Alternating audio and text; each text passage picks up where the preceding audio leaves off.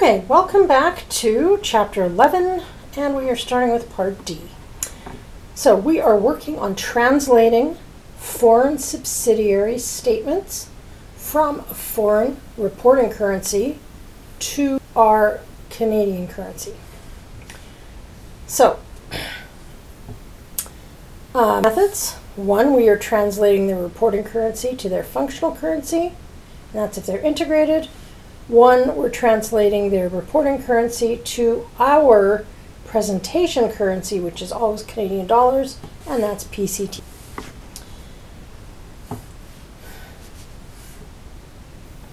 Okay, we're basically going to focus on consolidation, translation, and acquisition, no AD, and 100% owned. At acquisition, exchange rate on the date of acquisition all accounts, and that becomes the historical rate which will be used in future years.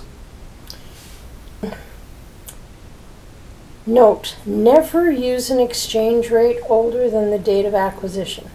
So, for example, even if depreciation is when the asset is acquired, or we bought an asset, a non-monetary cost, and we're supposed to use historical, if we bought them in year 3 and they bought the asset 1, we go back to only the date of acquisition.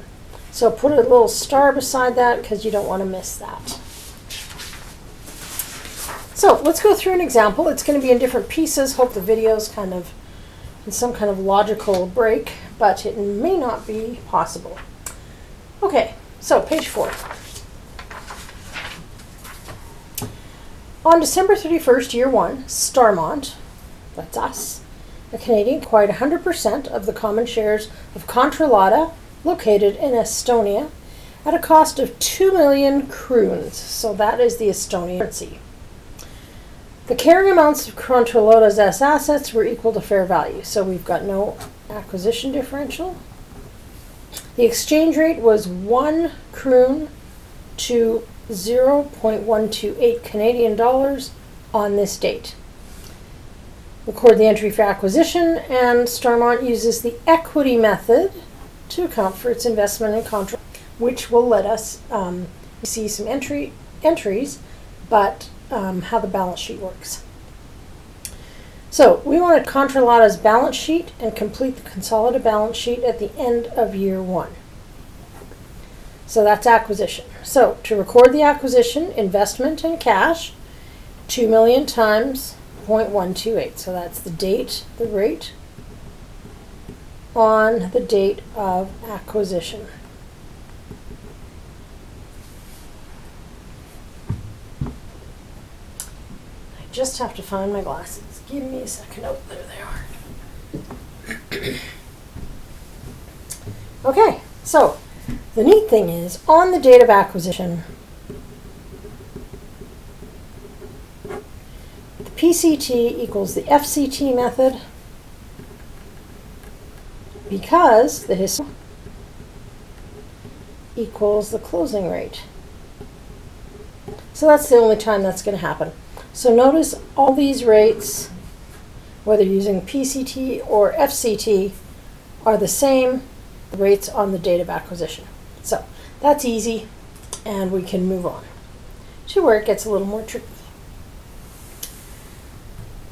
So Part E, translation and consolidation subsequent to acquisition, and again, no AD and 100% owned. So we're just going to continue this example, and we're going to start with FCT. So we're translating from to functional. And just a reminder, it's for integrated operations. So, following are Controlata's financial statements and the appropriate exchange rates for year 2. Sales, purchases, bond interest, and other expenses are earned, incurred equally throughout the year. Okay? So, that means we can use the average. Now, one little note here, with bond interest, just like we said in Chapter 10, you're always going to use the average. Now, you want to be careful with all of these, okay? And I'm going to talk sales, purchases, other expenses. In real life, if it's not incurred equally throughout the year, for example, you have highly seasonal sales, what you can do is say, well, 75% of our sales occur during, the Christmas rush, so October, November, December. And so 75% be at an average rate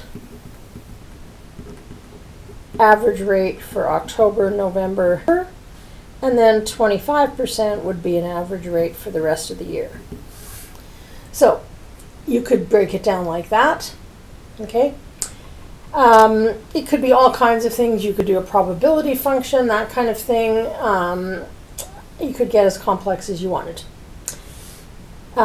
Generally, though, we're either going to stick with average, or it will tell you specifically the purchases on X date were made on December 2nd, and you look at the rate for that date. Now, with bond interest, remember, if it's prorated, you can't use the average for the whole year. Just use the average for the months it was outstanding. And of course, they'll have to give you that. Okay? So, just some things to keep track of. It sounds good. Oh, you just use the average.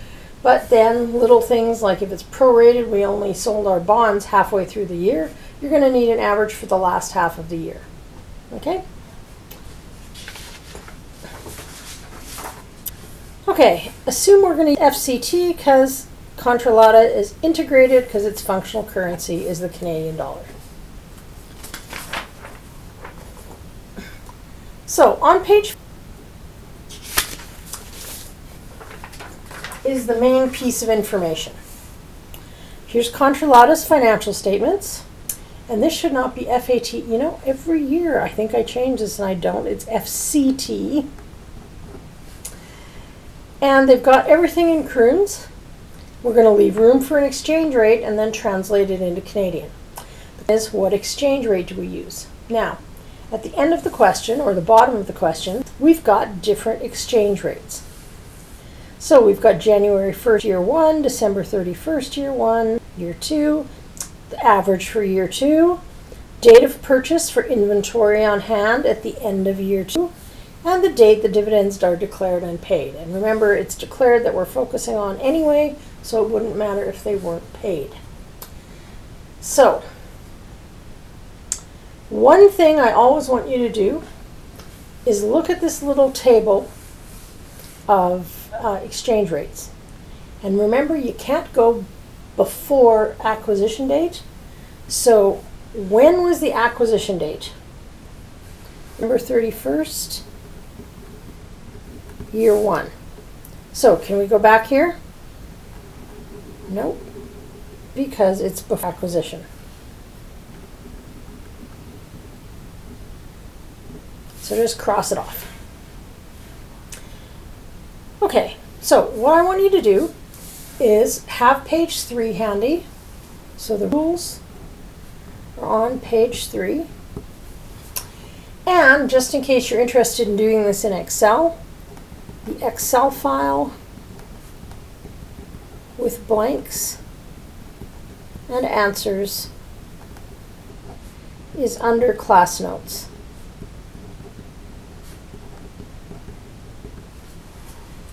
So you can just do that there. It will sure save you trying to multiply everything by hand.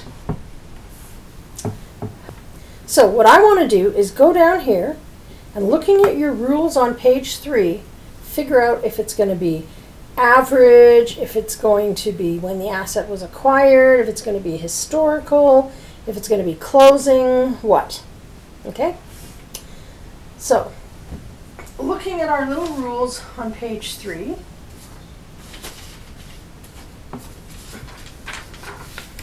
the first thing it says is monetary is at closing.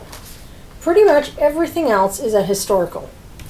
So let's find our monetary assets and liabilities and put those at closing. So, cash is monetary, it has to be at closing. Accounts receivable is closing. Inventory, remember, it's non-monetary, so that doesn't apply. Current liabilities is closing. Accounts payable is closing.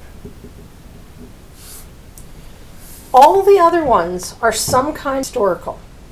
We just have to determine what historical means. So let's just start at the top and work our way down. Sales we know is historical, but what rate can we use? Well, we're going to use the average rate because it said we can do that. Now, cost of goods purchased is also average. But change in inventory, we're going to do a separate calculation for it. Now, depreciation expense. Remember, we're doing FCT. So depreciation should be when the asset was acquired. When the asset acquired.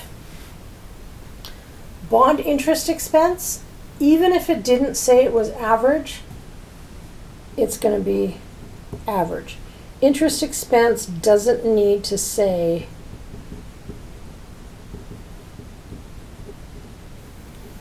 average. Other expenses, they said they were average. Now, where did we say the foreign exchange gain or loss is going to go? In net income or in OCI? It's going to go in net income, so we're going to have foreign exchange gain or loss. And then we can keep going. So, retained earnings, beginning balance, the historical, but when? When's a beginning balance from? It's year 2, so it'll be January 1st, year 2. Net income is going to come from calculation above. Dividends. What do we do with dividends? Dividends are recorded at the rate when they were declared.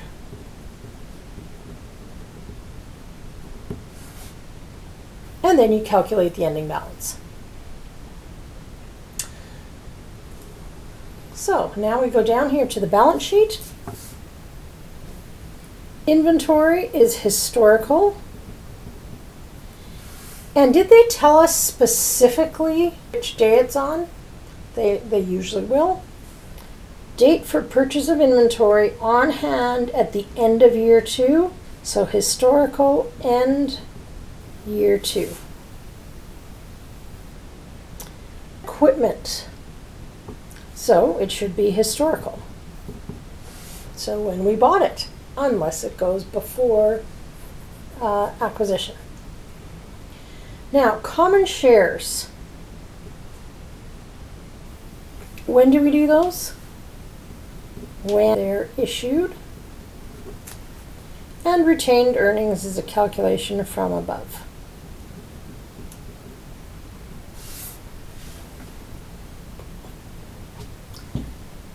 Okay, so I'm going to end this video here. What I want you to do is try and put in the exchange rates, and I'll start the next video going through the exchange rates, and hopefully you got them all right. Bye.